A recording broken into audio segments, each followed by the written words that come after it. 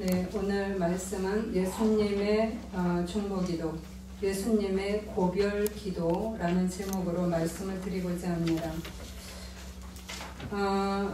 영국 감리교의 창시자인 존 웨슬레가 있습니다. 존 웨슬레는 지금 우리나라의 감리교, 또 미국의 감리교, 여러 감리교의 창시자입니다. 그런데 이 존 웨슬레를 키운 어머니 수산나 웨슬레가 그 자녀들을 어떻게 양육했는지 하는 것이 아주 잘 알려져 있고 유명한 그러한 내용입니다. 그래서 오늘은 이 수산나 웨슬레의 그 교육관에 대해서 말씀을 드리고자 합니다. 이 수산나 웨슬레는 남편이 사무엘 웨슬레로 탄광촌의 목사였습니다. 굉장히 어려웠어요. 탄광촌이니까 가난한 곳의 목사였습니다. 자기 아버지도 목회자인 것 같은데 그 교육을 받죠. 신앙 교육을 받고 자랐습니다. 그래서 이들은 아주 가난하게 자랐고 또 살았습니다. 아이들을 19명을 낳았어요. 여러분 동물 같다는 생각이 할 수도 있어요. 옛날에는 피임이 없을 수 있어요. 그러니까 이제 19명을 낳는데 우리나라도 옛날에 일찍 애들이 죽어요. 그죠? 그래서 그런 것처럼 여기도 9명의 아이들이 유년기에 다 죽습니다. 그래서 10명이 남습니다. 그래서 이 10명을 이제 키워내는데 참 그 가난과 어려움 속에서도 이 수산나는 자녀들을 아주 훌륭하게 키워냅니다. 그리고 집을 떠나기 전, 그 아이들이 독립하기 전 20세까지 그 교육을 지속합니다. 너무나 가난해서 학교를 제대로 보내기도 어려워서 자신이 직접 공부를 가르치는데 이 아이들에게 이 교육을 시키면서 그 아이들이 잘 자라나도록 하는 거죠. 구체적으로 어떤 그 교육을 시키냐면 아이들이 어려서부터 여러분 20살까지 교육을 시키는 거예요. 어떤 교육을 시켰는가 여러분의 교육관과 한번 비교해 보시고 젊은 분들은 생각을 해보시기 바랍니다. 자녀들이 분명한 하나님의 자녀라는 정체성을 갖도록 일찍부터 교육을 합니다. 매일 저녁 8시에 종을 칩니다. 아이들이 모입니다. 그럴 때 엄마가 질문을 던집니다. 너희는 누구냐? 그러면 각자 대답을 합니다. 자기 이름을 대면서 저는 누구누구입니다 라고 대답을 합니다. 그러자 다음 질문을 합니다. 너는 어떤 사람이냐? 아이들은 이렇게 얘기합니다. 나는 위대한 하나님의 사람입니다. 그러면 다시 질문합니다. 위대한 하나님의 사람이 지금 무엇을 하느냐? 그러자 아이들이 얘기합니다. 나는 하나님과 함께 위대한 역사를 창조하고 있습니다. 다시 묻습니다. 하나님이 너희의 보호자이시냐? 네, 하나님은 우리의 보호자이십니다. 다시 묻습니다. 누가 너희를 불렀는가? 하나님께서 부르셨습니다. 어려서부터 하나님의 자녀, 위대한 하나님의 자녀라는 정체성을 아주 확고하게 심어줍니다. 그리고 신앙교육을 시키는데 이렇게 말합니다. 우리 집 아이들은 말을 시작하면서부터 주기도문을 배우게 했습니다. 항상 잠자리에 들 때와 일어날 때 주기도문을 하도록 했습니다. 점점 자라면서 부모를 위한 기도와 그 밖에 몇 가지 기도를 덧붙여서 하게 했습니다. 그리고 그들이 기억할 수 있을 만큼 아주 짤막한 신앙 교리와 성경 구절도 배우게 했습니다. 굉장히 일찍부터 신앙 교육을 시켰습니다. 우리 아이들은 아주 어려서부터 말을 하거나 걷는 것을 제대로 하기 전부터 이미 주의를 다른 날과 구별하도록 가르쳐서 지키게 했습니다. 그리고 곧 가정 예배를 드릴 때는 조용히 하도록 가르쳤습니다. 죄의 성수가 얼마나 중요한지, 그리고 그들에게 기도하는 법을 일찍이 가르친 겁니다. 그뿐 아니라 성품 교육을 시킵니다. 체벌보다는 규칙과 원칙을 중요시 여깁니다. 때리기보다는 규칙, 원칙을 가르치는 거죠. 가정교육을 통해서 성품 교육을 실시하는데 우리 아이들은 어려서부터 그들이 할 수 있는 모든 일에 있어서 규칙적인 생활을 하도록 합니다. 즉 옷을 입고 갈아입는 것들, 이러한 것들을 하게 합니다. 제일 우선적으로 해야 할 것은 아이들의 고집을 꺾어서 순종하는 성격을 길러주는 것입니다. 제멋대로 하지 못하도록 가르쳐야 합니다. 라고 말합니다. 그들에게 이해심을 키워주는 일은 시간이 걸리는 일이기 때문에 아이들이 그것을 터득하기까지는 서서히 노력을 계속해야 합니다. 그런데 고집을 꺾어주는 일이란 일시에 해야만 하기 때문에, 즉 일시에 해야 된다. 고집을 꺾어주는 일을 일시에 해야 할 뿐 아니라 그러한 일은 빠르면 빠를수록 좋습니다. 왜냐하면 때에 맞춰서 고쳐야 할 것들을 게을리하였다가는 아이들의 고집만 세워지고 마음이 아주 강팍해져서 나중에는 바로잡을 수 없게 됩니다. 그렇게 되면 아이들이 강팍해진 마음이 되면 나중에 그것들을 고쳐나갈 때 아이들도 고통스럽고 부모도 고통스러울 만큼 심하게 그것을 다루지 않으면 결코 바로잡지 못하기 때문입니다. 나이가 들면 힘들죠. 그쵸? 여러분, 제가 말씀드려요. 아이들을 20세 전에 중고등부 때까지 가르쳐야 된다. 제대로 가르쳐야 된다라고 말씀을 드립니다. 대학을 들어가면 자기 생각들, 그리고 자기가 하고 싶은 것들이 많기 때문에 거기에서 제대로 된 신앙생활이 이루어지지 잘 않아요. 좀 제가 아는 전도사들이 얘기를 할 때 고등학교 때도 애들이 늦습니다. 애들이 중학교 때 안 가르치면 고등학교 때 애들 이미 다 마음이 다른 데 가 있고 대학교 가면 떠나기 시작을 합니다. 그래서 신앙교육이 중학교 때까지 다 돼야 됩니다 라고 얘기를 합니다. 일선에서 이야기하는 학생들이, 그 전도사들이 이야기하는 겁니다. 그 정도로 우리 안에 강해지는 거죠. 이 어머니도 이런 얘기를 합니다. 그러면서 이렇게 또 이야기를 합니다. 사람들은 일반적으로 이렇게 생각을 합니다. 아이들이 나중에 어떻게 되든지 간에 저희들이 하고 싶은 대로 버릇을 기르도록 허용하라 라고 이야기합니다. 그런 부모를 아주 친절하고 이해심이 많은 부모라고 생각합니다. 사람들은. 그러나 나는 그런 부모를 아주 잔인한 사람이라고 말하고 싶습니다. 왜요? 아이들을 바로잡아주지 않고 그 아이들을 존중한다는 이유로 그 아이들이 하고 싶은 대로 그냥 길러줬을 때 나중에 그 아이들이 강팍해지고 그 아이들의 고집대로 걸어가게 되면 그 아이들의 인생이 안 좋다는 거예요. 그래서 이렇게 방치하고 그 아이들을 잘해준다, 그 아이들에게 맞춰준다 라면서 했을 때 그 엄마는 친절하고 이해심이 많은 부모가 아니라 잔인한 부모라고 이 웨슬레 엄마는 이야기를 합니다. 그러면서 이 부모는, 이러한 부모들은 자기들이 좋다고 아이들에게 이렇게 가르쳐 놓고는 후에 아이들이 그런 짓을 한다고 몹시 두들겨 주는 일이 생깁니다. 때린다 이거죠. 제때 안 가르쳐 놓고 그 다음에 고집스럽고 말을 안 듣는다고 해서 그때서야 화를 내고 때린다는 겁니다.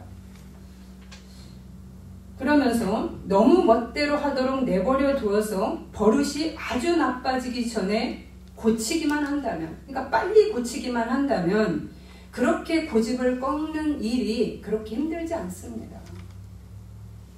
나는 아이들의 고집은 때에 맞추어 꺾어야 한다고 주장합니다. 이렇게 말합니다. 그러면서 아이들을 폭력으로 다스리지 않습니다.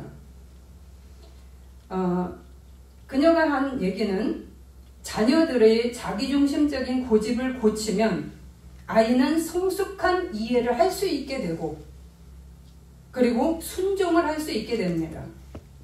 왜냐하면 자기중심적 자기 고집과 의지를 갖게 될 때 그들은 세상을 사랑하게 되기 때문입니다.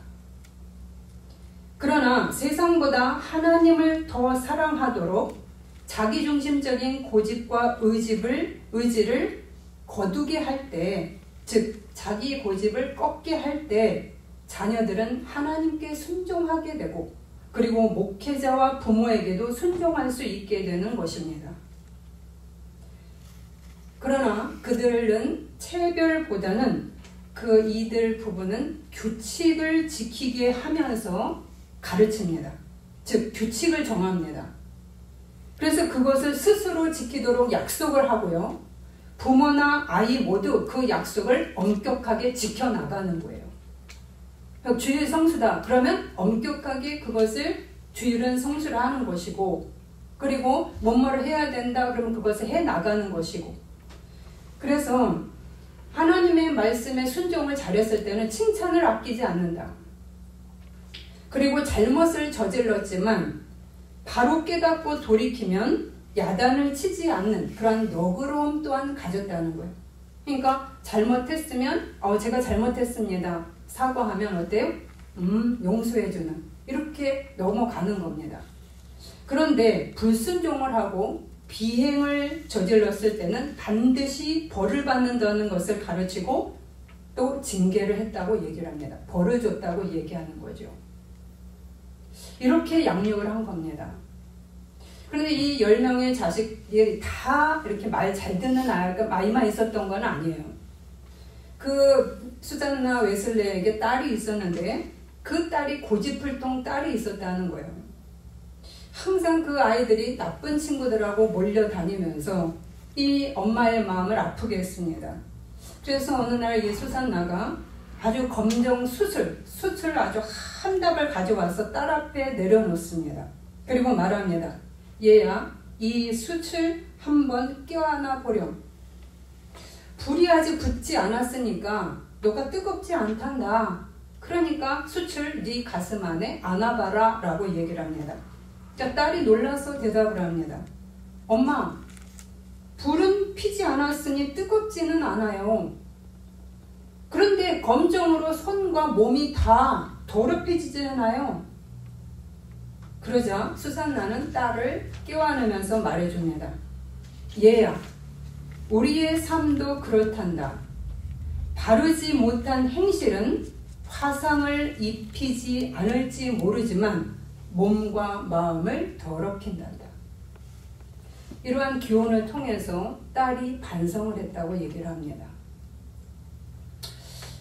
이것만 한 게 아니라 아이들이 이제 걷기 시작을 하면 애들 손을 잡고 감옥이나 병원이나 양로원을 함께 방문합니다. 그래서 이웃을 사랑하는 정신을 길러줬다는 거예요. 대단하죠? 의식이 있는 부모입니다. 비록 너무 가난해서 제대로 정말 부유하게 살아본 적은 별로 없지만 오직 하나 고난과 가난 속에서도 자녀 교육을 위해서 끝없는 희생과 수고를 했다라고 얘기합니다.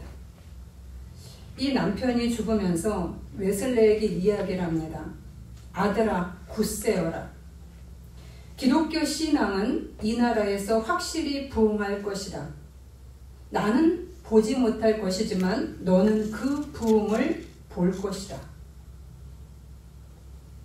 이렇게 교육을 받은 자녀들이 지금 굉장히 유명한, 여러분 이름만 들어도 다 아시는 존 웨슬레, 찰스 웨슬레. 존 웨슬레는 감리교의 창시자고요.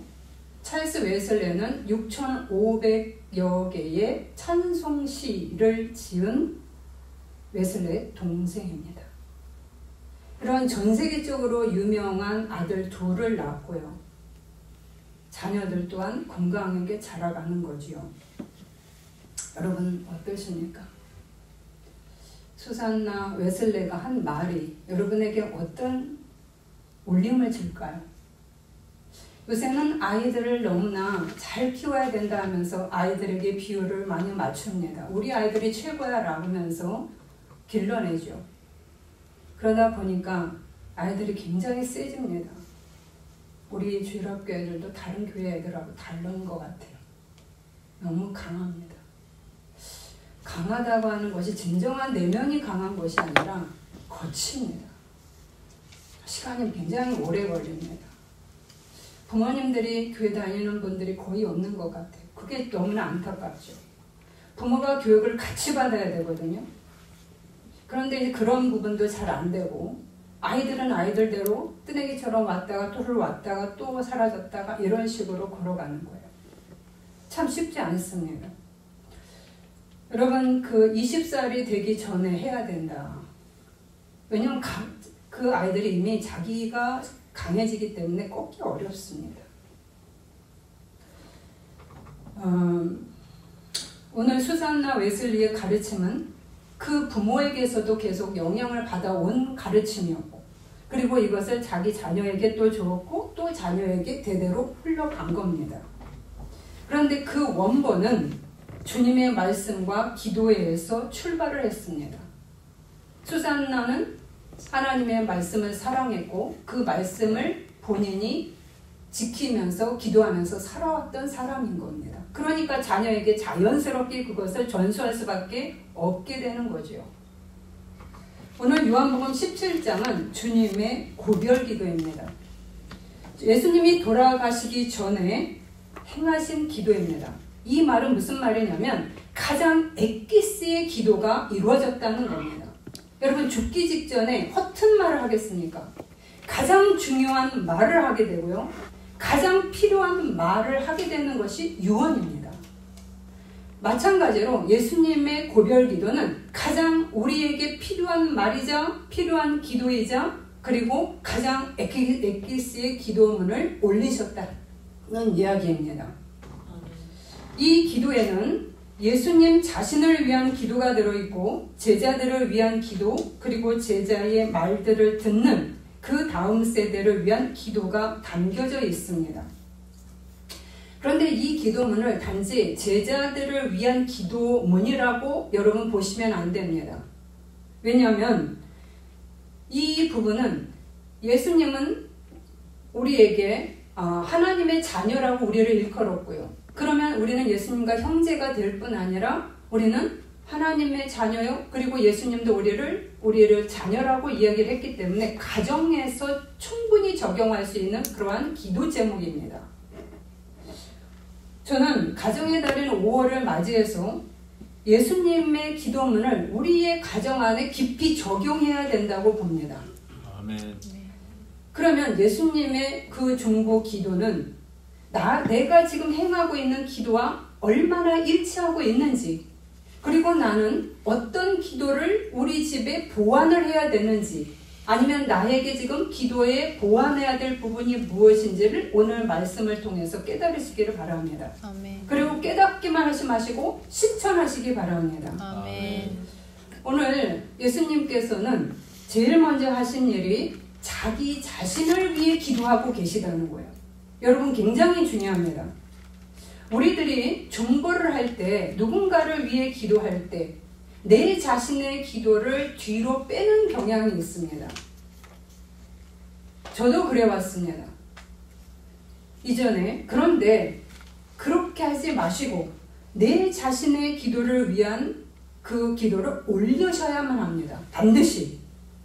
왜 그런지, 그리고 어떤 기도를 해야 하는지 그 내용과 이유를 살펴보도록 하겠습니다. 첫 번째, 예수님은 하나님에 대해서 아빠라는 호칭을 씁니다. 아버지여 때가 이르렀사오니 아들을 영화롭게 하사 아들로 아버지를 영화롭게 하게 하옵소서. 1절입니다. 우리 성경 번역에 아버지라고 나와 있지만 여기서는 아람어로 아빠, 즉 우리의 말로도 아빠라는 단어입니다. 제자들에게 주기도문을 가르쳐 주실 때도 아빠를 가르쳐 줬습니다. 그런데 이게 그 당시에 하나님을 아빠라고 부르는 것은 굉장히 쉽지 않은 일이었어요. 왜냐하면 구약에서는 하나님을 거룩하게 여기고 굉장히 어렵게 되었기 때문에 아도나이, 그다음에 여호와 이렇게 불렀습니다. 그리고 이사야나 이런 부분에 보면 아버지라는 표현이 나오지만 그것을 호칭 아버지라고 부른 것이 아니라 아버지처럼 아니면 아버지 같이라고 하는 그 은유식으로 부른 겁니다. 그렇기 때문에 직접 호칭을 부르는 거하고는 차이가 있는 겁니다. 그만큼 그 이스라엘 사람들은 하나님에 대해서 거리감이 있었어요. 그런데 지금 예수님은 하나님에 대해서 아빠라고 부릅니다. 이 말은 무슨 말이냐면 하나님과 아주 친밀한 관계를 갖고 있다. 무례한 관계가 아닙니다. 아빠 그랬어? 이런 단어가 아니라 아주 친밀하다는 표현이에요. 또 하나는 하나님에 대한 무한한 신뢰를 나타내주는 단어입니다. 이 단어를 이 1절에서 8절까지 자신을 위한 그 기도, 1절에서 8절까지가 예수님 자신을 위한 기도인데 이 기도 중에 15회를 언급하고 계십니다. 그러면서 3절에 이렇게 나옵니다. 영생은 곧 유일하신 참 하나님과 그가 보내신 자 예수 그리스도를 아는 것이니이다. 지금 영생이란 무엇인가? 우리가 죽어서 천국 가는 것에 그치는 것이 아니라 주님을 아는 것이다 라고 얘기를 해요. 하나님에 대해서 아는 것. 그러면 알다라는 것은 무엇이냐? 하나님에 대해서 하나님은 사랑이야. 하나님은 용서하시는 분이야. 이렇게 대해서만 아는 게 아니라 주님을 깊이 만나는 것을 안다라고 얘기합니다. 그걸 야다라고 이야기를 해요. 히브리어로 야다. 즉 성관계를 통해서 부부 사이에 깊이 알아가는 것을 야다라고 하는 거예요. 그 정도로 하나님에 대해서 깊이 알아가는 것, 즉 주님을 더욱더 매일매일 인격적으로 만나 들어가는 그러한 모습을 야다라고 이야기를 합니다. 즉 예수님께서 하신 말이 예수 그리스도를 아는 것이니다 라고 말하는 겁니다. 이렇게 하나님과 친밀한 관계 그리고 주님을 신뢰하면서 계속적으로 주님에 대해서 하나님에 대해서 예수님에 대해서 더 깊이 있게 알아가는 것, 이것을 기도했다는 거예요. 이 용어를 쓰셨다는 얘기죠. 이 말은 무슨 말인가? 여러분 우리가 존버하고 있는 여러분 엄마, 아빠 아니면 나 자신을 위해 기도하고 있는 자 모두 나와 하나님과의 관계가 어떠한지 여러분 돌이켜 보시기 바랍니다. 나는 하나님과의 관계가 친밀한가? 아니면 주님이 너무 멀고 그리고 서먹서먹한 관계인가? 그렇다면 여러분 자신을 먼저 기도하시라는 거예요. 기도자인 여러분 자신이 하나님과 더욱더 친밀한 관계가 되게 해주십시오 라고 기도를 먼저 하라는 이야기입니다. 아멘. 내가 주님과 더욱더 친밀해지고 싶고요. 주님을 신뢰하고 싶고요. 그리고 주님을 계속적으로 더 깊이 알아가게 해주십시오 라는 기도를 먼저 아뢰십시오. 아멘. 왜냐? 그럴 때 우리 안에 주님의 사랑으로 더욱 채워지고요. 내가 주님 안에서 행복해지고요. 내가 주님을 만난 그 경험으로 인해서 내가 주님의 뜻이 무엇인지 더 분별하면서 하나님의 뜻대로 기도할 수 있는 능력이 내 안에 생기게 되는 겁니다. 아멘. 그리고 기도에 지치지 않고 오히려 기도를 더 힘차게 할 수 있도록 능력이 공급이 됩니다. 아멘. 그렇기 때문에 여러분이 하나님과의 관계를 그냥 저절로 될 때까지 생각하는 게 아니라 주님, 당신과 친해지고 싶습니다. 친해져야 되겠습니다. 라는 기도를 1번으로 아뢰시라는 얘기입니다. 아멘. 예수님이 능력이 없어서 자신을 위해서 먼저 기도하셨겠어요? 우리를 위한 본이죠. 그죠? 얘들아, 나랑 친해지자. 이 말을 우리에게 던진 겁니다. 두 번째로 기도하셔야 될 부분이, 여러분 자신을 기도하셔야 될 부분이 무엇이냐? 신앙의 본보기가 되는 자 되도록 기도하시기 바랍니다. 아멘.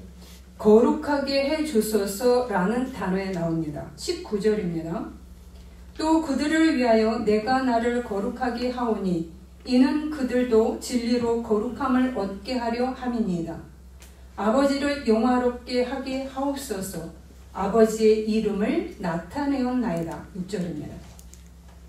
예수님은 당신이 이미 거룩함에도 불구하고 본을 사람들에게 보여주기 위해서 거룩함을 더욱 추구하는 모습을 지금 보여주고 있습니다.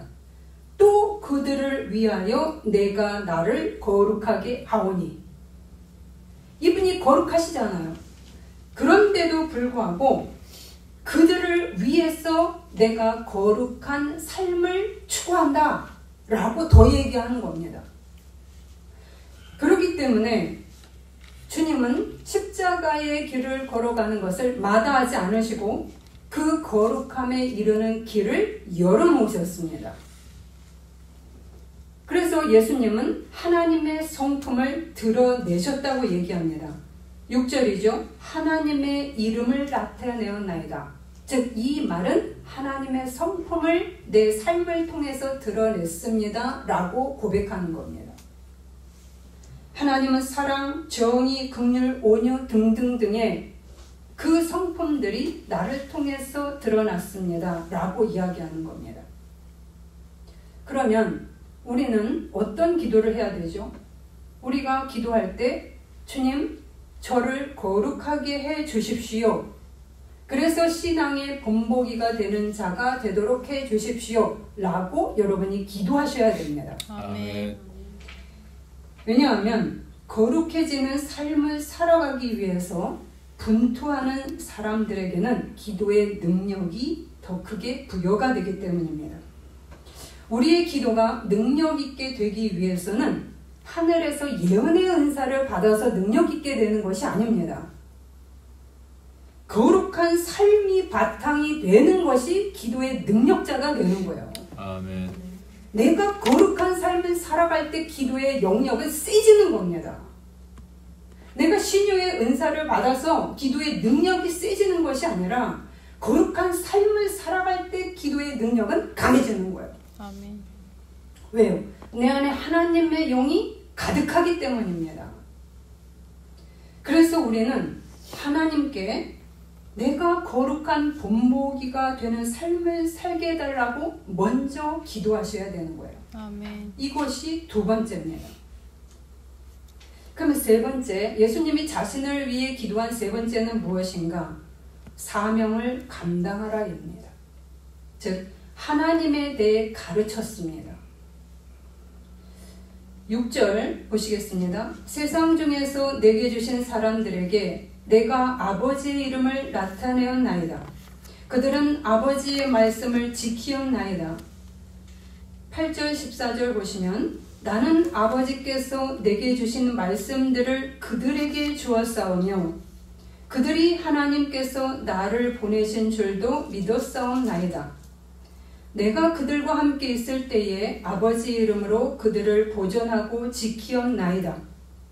지금 예수님께서는 하나님께서 나에게 주신 사명을 나는 감당했습니다 라고 기도하고 있습니다. 그러면 우리들도 기도해야 되는 겁니다. 기도자가 하나님, 당신이 저에게 주신 사명을 감당하게 해주십시오.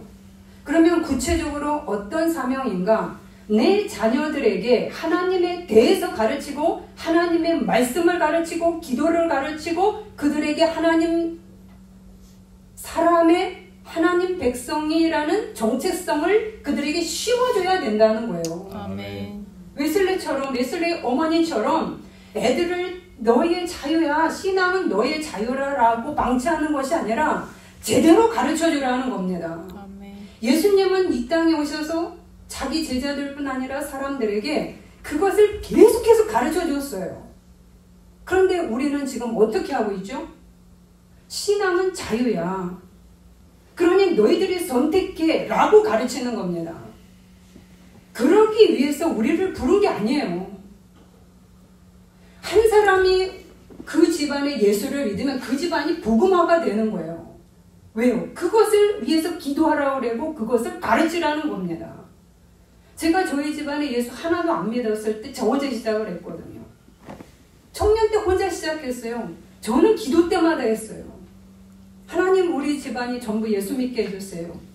예수 믿게 해주세요. 계속 기도했습니다. 한 번도 빠지지 않고 했어요. 보세요. 저희 집처럼 쉽지 않은 집이 없죠.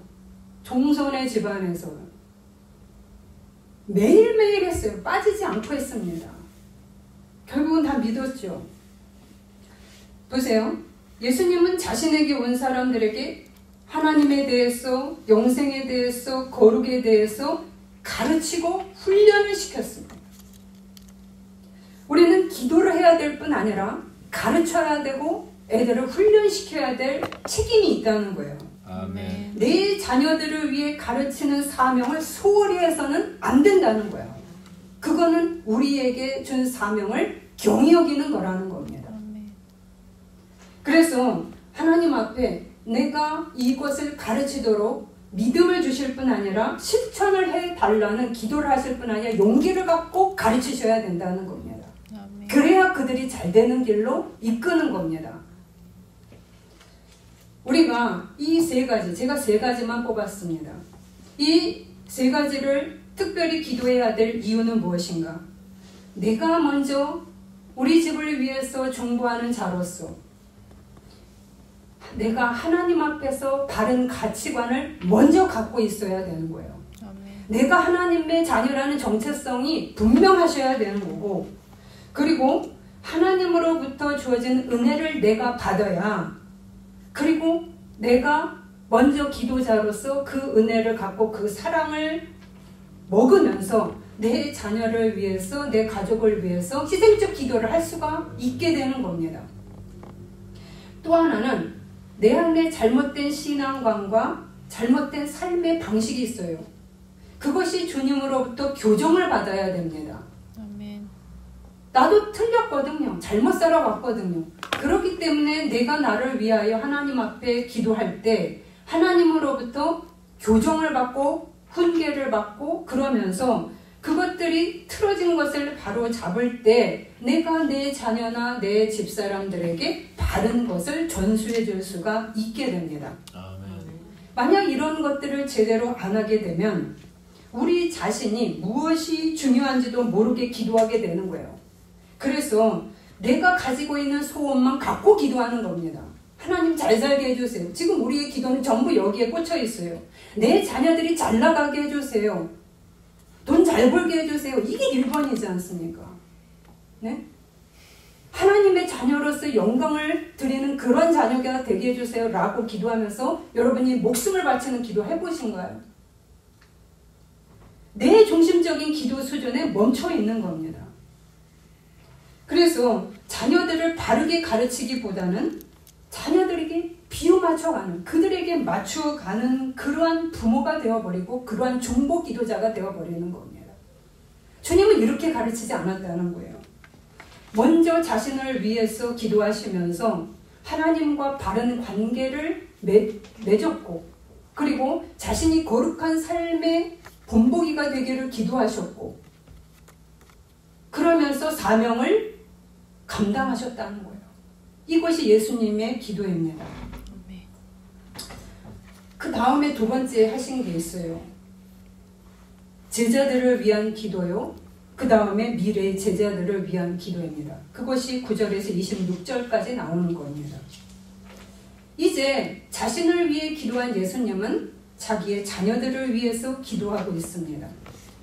어떤 기도를 하시는가 보시겠습니다. 첫 번째, 하나가 되게 하소서입니다. 거룩하신 아버지여, 내게 주신 아버지의 이름으로 그들을 보존하사 우리와 같이 그들도 하나가 되게 하옵소서.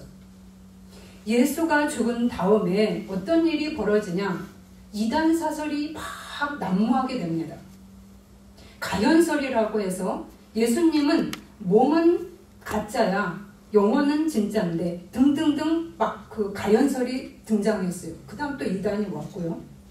그래서 서로 막 예수를 믿는다고 하는 사람이 찢겨지고 나눠지고 분쟁하고 이런 일들이 벌어졌습니다.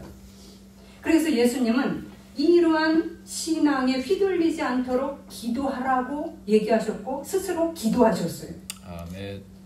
잘못된 신앙과는 우리의 영혼을 망쳐버립니다. 보세요. 하나가 되게 하소서라는 것은 무엇이냐면 바른 신앙을 갖게 하라는 거예요. 아멘. 그래서 바른 신앙을 놓고 기도하셔야 돼요. 저희 교회의 주보에 저희가 뭘 하죠? 바른 신앙을 놓고 기도하는 거를 넣었어요. 제가 이유가 있어서 넣은 겁니다. 지금 이단뿐 아니라 이단은 명확하게 이단이라고 되어 있죠.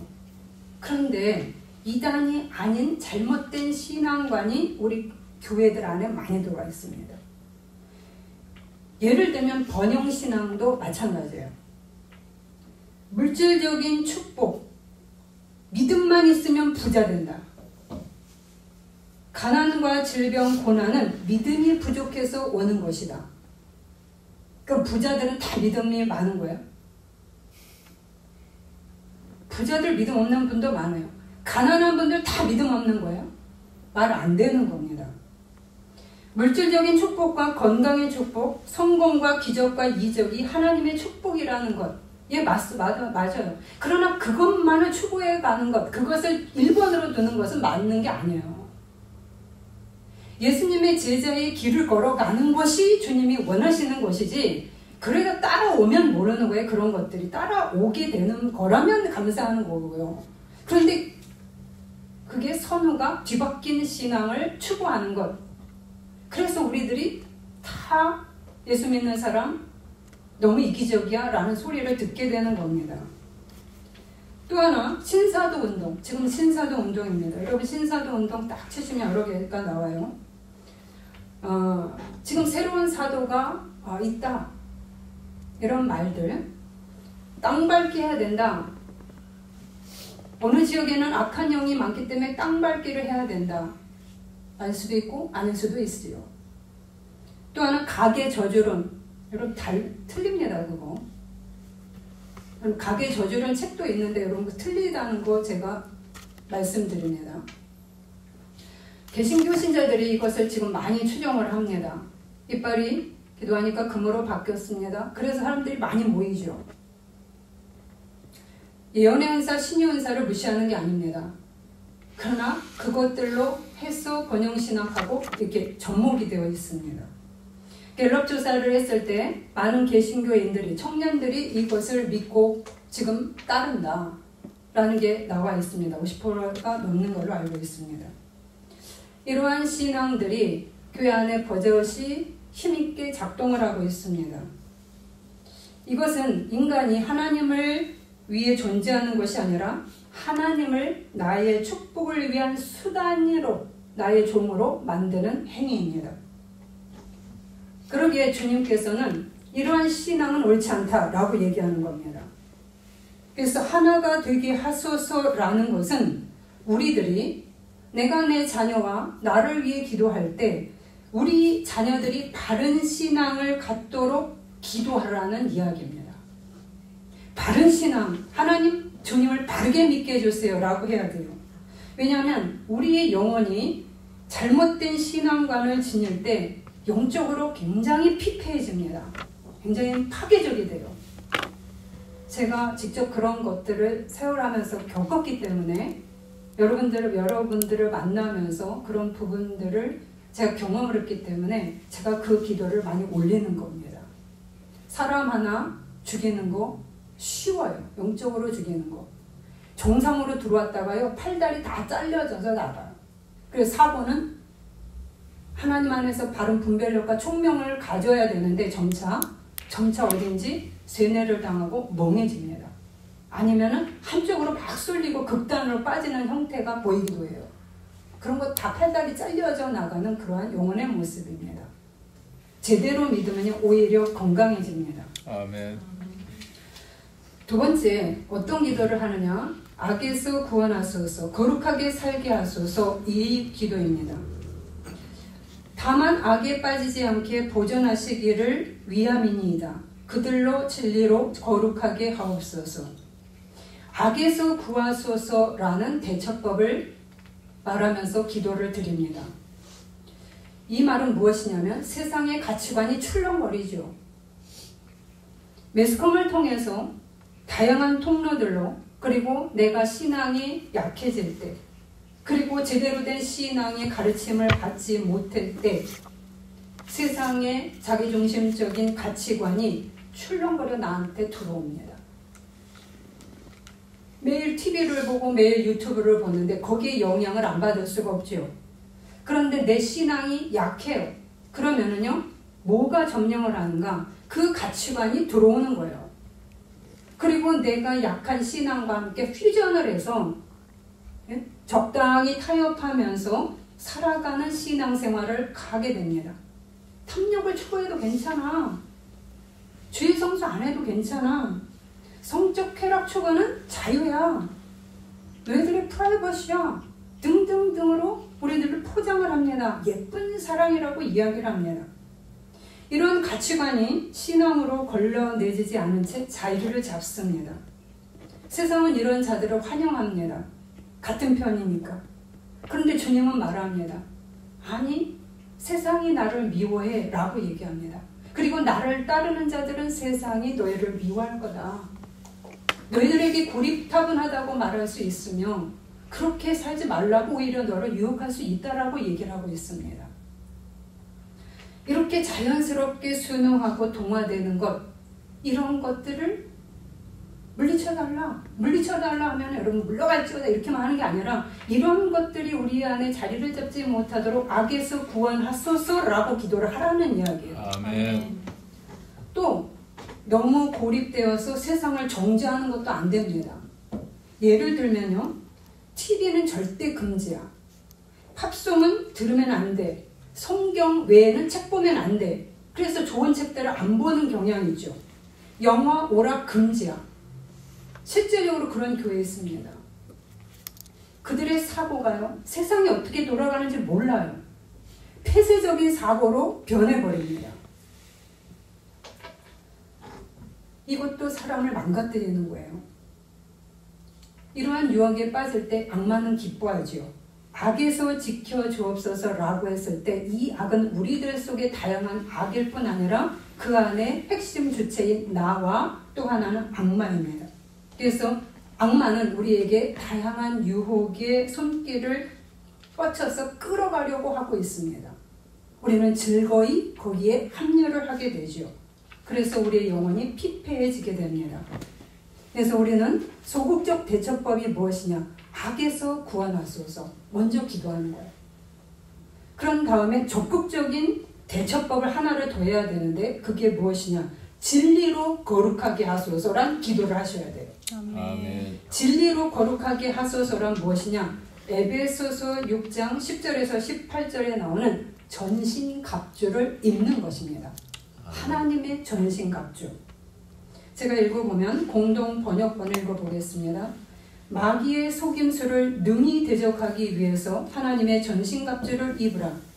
우리가 대항하여 싸워야 할 대상은 인간이 아니라 악신들과 암흑세계의 지배자들과 하늘의 악령들이라. 그래야 악한 무리가 공격해 올 때 그들을 대항하여 원수를 완전히 무찌르고 승리를 거둘 수 있을 것입니다. 굳건히 서서 진리로 허리를 띠고 정의로 가슴에 무장하고 발에는 평화의 복음을 신고 손에는 언제나 믿음의 방패를 잡고 있어야 한다. 그 방패로 악마가 쏘는 불화살을 막아 꺼버릴 수 있을 것이다. 구원의 투구를 쓰고 하나님의 말씀의 칼을 가지라. 언제나 기도하라. 깨어 기도하라. 우리가 악에서 구원하소서라고 하는 기도를 할 뿐 아니라 하나님의 전신갑주를 입게 하옵소서라고 기도하시고 거룩의 길을 적극적으로 내가 걸어가셔야 되는데 여러분이 말씀을 제대로 배우셔야 되는 거예요. 아멘. 하나님에 대해서 말씀을 제대로 알고 가셔야 무장이 되는 겁니다. 아멘. 이것이 두 번째 기도 제목이고요. 세 번째, 내 자녀들 아니면 나를 위하여 기도할 세 번째 제목은 각자의 사명을 감당하게 기도해 주시기 바랍니다. 나도 그들을 세상에 보내었고 그들의 말로 말미암아 나를 믿는 사람들도 위함이니 아버지께서 그들도 사랑하신 것을 세상으로 알게 하려 함이로소이다. 이 말이 무슨 말인가 하면 우리에게는 다양한 재능들이 부여되어 있습니다. 각자 달란트들이 다 다릅니다. 잘하는 것이 다르지요. 그래서 각자 직업이 다 다른 거예요. 그러면 여러분들은 세상에 나가서 각자 직업을 갖고 일하게 됩니다. 그럴 때 여러분이 각자 내 일터에서 하나님의 자녀라는 사명감을 가지고 내 일에 모범을 보이면서 성실하게 일하셔야 되는 거예요. 아멘. 거기서 빛을 발하시라는 말입니다. 아멘. 이곳을 기도해 주라는 겁니다. 아멘. 내가 나의 일터에서 정말 이 내 자녀가 일터에서 정말로 본을 보이면서 빛을 발하는 자녀가 되게 해주십시오 라고 기도해라 라고 이야기하는 겁니다. 아멘. 그것이 주님을 알리는 것이 되기 때문이다. 게으른 자, 한 달란트 받은 자, 게으른 자지요. 나가서 자기에게 주어진 일을 대충대충 하는 자, 이런 자가 되지 말고 2달란트, 5달란트 받은 자처럼 성실하게 일하는 자가 되도록 기도해 주어라 라고 이야기하시는 겁니다. 아멘. 마지막입니다. 그들 안에 기쁨이 충만하게 기도해 줘라. 그들로 내 기쁨을 그들 안에 충만히 가지게 하려 함이니이다. 왜요? 예수의 기쁨은 세상의 기쁨보다 더 크다는 것을 잊지 않도록 해라라는 겁니다. 왜냐하면 내가 세상에 나가서 일을 하다 보면 좋은 일만 있는 게 아니에요. 우리가 일할 때는 어려운 일도 있고요. 괴롭히는 일도 있고요. 상처가 되는 일도 있습니다. 그러나 그것에 의해서 내가 흔들리고 점령당하지 않는 비결이 뭐냐? 예수의 기쁨이 내 안에 충만할 때 주님에 대한 사랑으로 주님의 은혜로 인해서 내가 이 어둠에 내가 끌려다녀서 무너지지 않게 된다는 겁니다. 아멘. 그래서 너의 자녀들을 놓고 기도할 때 그리고 너를 위해 기도할 때도 이 예수의 기쁨이 계속해서 충만하도록 기도해 주어라 라고 이야기하고 있습니다. 아멘. 여러분 오늘 말씀 속에서